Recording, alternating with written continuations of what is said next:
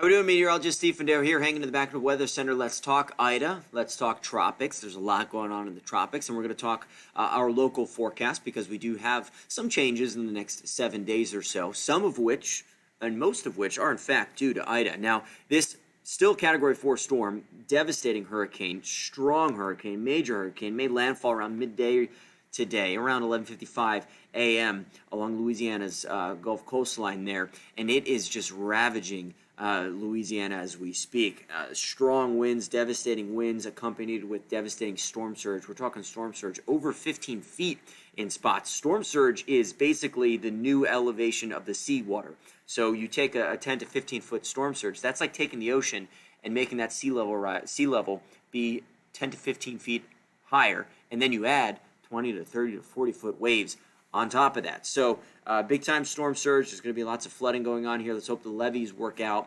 and work well. And then, of course, you have devastating winds associated with this. The eye has still remained intact despite landfall. One thing that's been very notable about this system, I'm going to pause the radar there, is that this whole area and this whole Gulf Coast of Louisiana, it's all marshes, it's all wetlands, it's all swampy areas that hold a lot of latent heat, that hold a lot of warm water. So normally these systems, when they move over land, they start to fall apart and deteriorate a little bit. But I mean, this is still technically kind of still over water right now because it's over the marshes. So the eye is still well intact.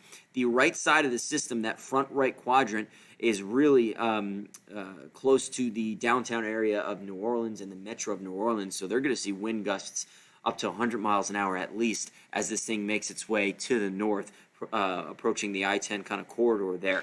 Wind gusts now, peak wind gusts are upwards of 100 miles an hour in some locations, getting close to that in New Orleans. So devastating situation over there. Just a buzzsaw of a system. If you were to open up Meteorology 101 textbook and look at a Category 4 or major hurricane, you would see a picture that would look like this, or something that looks like this out of the satellite, the infrared satellite there. This imagery is coming back every 1 minute or so. So just a buzzsaw of a system.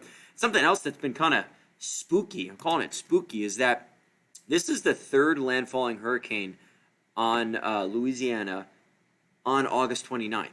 There was Hurricane Katrina in 2005 on August 29th. 2012, Hurricane Isaac, Category 1 storm on August 29th. And then today, August 29th, 2021, Hurricane Ida.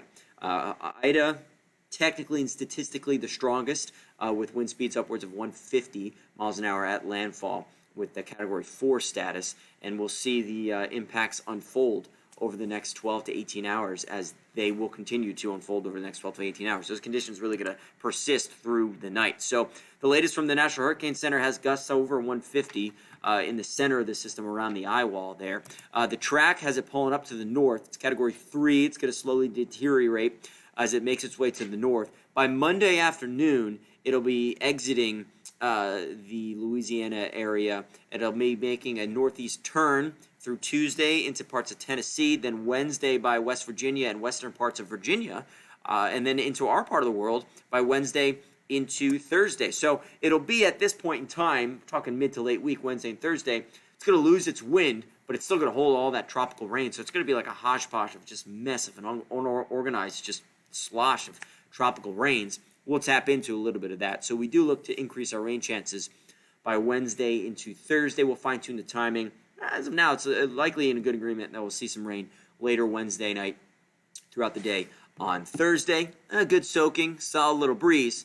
There is a silver lining out of this, though, is as the system pulls away to the north and east, there's going to be a northerly breeze that kicks in behind it, and that's actually going to pull down some drier air because of how big the system is, and it's going to drop our humidity values big time as we go later Thursday into Friday and into the weekend. We're talking about dew points maybe in the upper 50s, near 60 degrees, so it's going to feel really pleasant, and our high temperatures maybe only in the low 80s into the weekend. So yes, we got some good rain and some solid tropical rains Wednesday to Thursday, but by the end of the week and the weekend, it looks really good.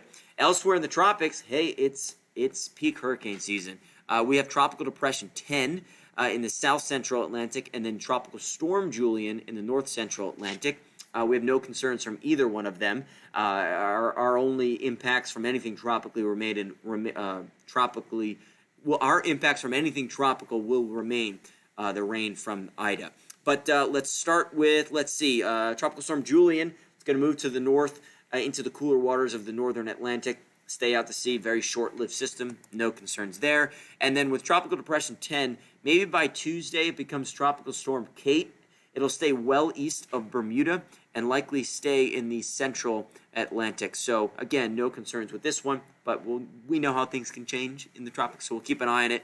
But, again, there are only concerns or only impacts we see from anything tropically is the remnants of Ida Wednesday into Thursday. No rain out there now on our Sunday night. It's a really nice Sunday night. Few clouds stick around tonight. Temperatures down in the mid to upper 70s, so it's going to be a little bit muggy. Tomorrow we have that hot summer sun and humidity values making it feel like it's at least 100 degrees throughout the afternoon.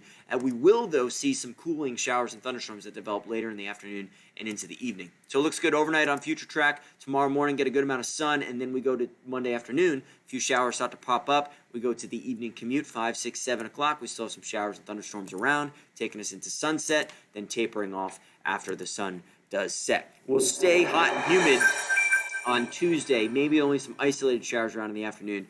Then again, our rain chances increase Wednesday into Thursday, and then some more pleasant conditions with lower humidity values as we head into the weekend. Alrighty, folks, we'll have the latest on everything going on Wavy News 10 at 10 and 11 tonight. We'll see you there.